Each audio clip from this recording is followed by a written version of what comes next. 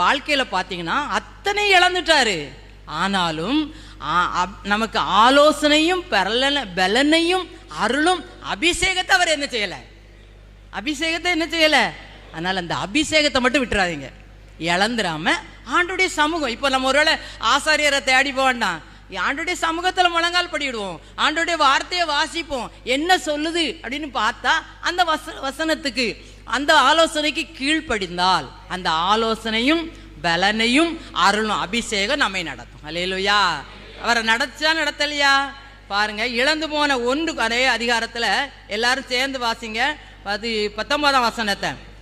அவர்கள் கொள்ளையாடி கொண்டு போன எல்லாவற்றிலும் சிறியதிலும் பெரியதிலும் குமாரரிலும் குமாரத்திகளும் ஒன்று குறைபடாமல் எல்லாவற்றையும் எல்லா கரங்களை தட்டுங்க எல்லாரும், எல்லாவற்றையும்